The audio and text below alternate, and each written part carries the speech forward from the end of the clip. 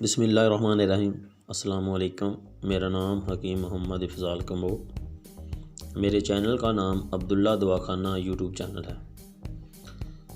آج کا ٹاپک بہت ہی اہم اور خاص ہے، کیونکہ آج کا ٹاپک ہے مزاج کے حوالے سے۔ آج کل لوگ بہت ہی نسخہ جات بناتے ہیں، استعمال کرتے ہیں، مگر ان کو اپنے مزاج کا پتہ نہیں ہوتا۔ مزاج کتنے ہوتے ہیں، کس طرح ہوتے ہیں، میں آپ کو اس کے بارے میں آج مکمل تفصیل کے ساتھ بتاؤں گا کہ مزاج کیا چیز ہے، اس کا تعریف، اس کی تشریح، مزاج کی اقسام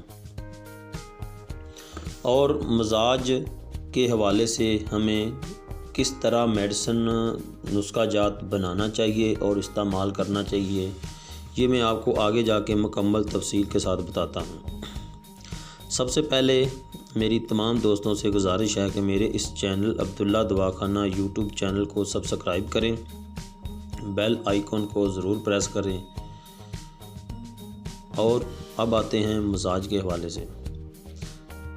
مزاج کی تعریف جب مختلف عناصر کا باہم مل کر افعال انفعال ہونا، اس کیمیاوی کشمکش کے نتیجے میں ایک نئی کیفیت وجود پاتی ہے، اسے مزاج کہتے ہیں۔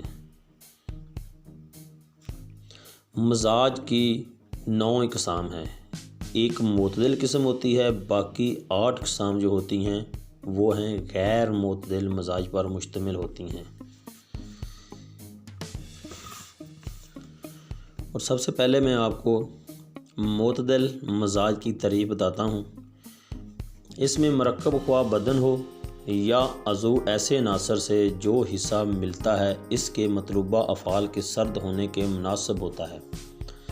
اس مزاج کے اعتدال سے یہ نتیجہ اخذ نہیں کیا جا سکتا کہ چاروں عناصر کی کیفیتیں برابر ہوتی ہیں، کیونکہ اس قسم کے مزاج کا پایا جانا ناممکن ہے۔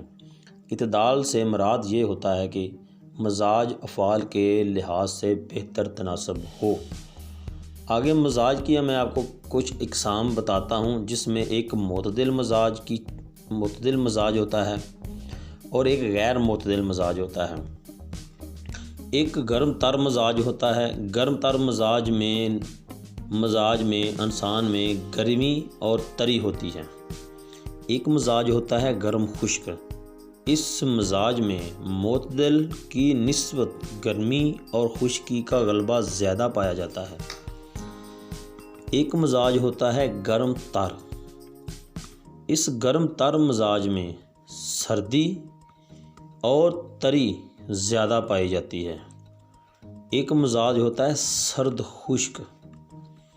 اس مزاج میں معتدل مزاج کی نسبت سردی خشکی زیادہ پائی جاتی ہے۔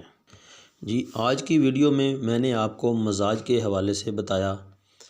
انشاءاللہ اگلی ویڈیو میں آپ کو مزاج کے حوالے سے مکمل ڈیٹیل زیادہ اور دوں گا، اور آپ کو کس مزاج میں کون سی دوا بنانی چاہیے، استعمال کرنی چاہیے، وہ آگے میں آپ کو بتاتا رہوں گا۔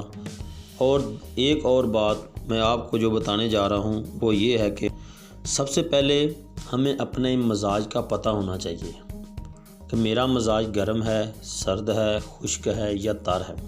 اگر آپ کا مزاج گرم ہے تو آپ گرم کوئی بھی نسخہ استعمال کریں گے تو آپ کو اس کا نقصان ہوگا۔ اگر آپ کا مزاج سرد ہے تو آپ سرد نسخہ استعمال کریں گے تو آپ کو نقصان ہوگا۔ جب بھی کوئی بھی آپ نسخہ استعمال کریں وہ آپ کو اپنے مزاج کے لحاظ سے تیار کرنا چاہیے، اور میں انشاءاللہ آپ کو اس طرح گائیڈ کروں گا، اور جو آپ نسخہ تیار کریں گے وہ آپ کے مزاج کے مطابق ہوگا۔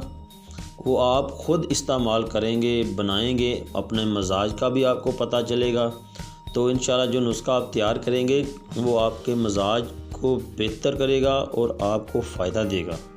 اور دوسری اہم بات، میں آپ کو نبض شناسی بھی سکھاؤں گا، اور آپ کو نبض شناسی اس طرح آسان طریقے سے سکھاؤں گا کہ آپ اپنی نبض دیکھ کے، اپنے مزاج کو دیکھ کے جو بھی نسخہ تیار کریں گے وہ انشاءاللہ آپ فائدہ اٹھائیں گے، وگرنہ اگر آپ اپنے مزاج کے الٹ نسخہ تیار کریں گے، بنائیں گے، تو اس کا آپ کو فائدہ کم اور نقصان زیادہ ہوگا۔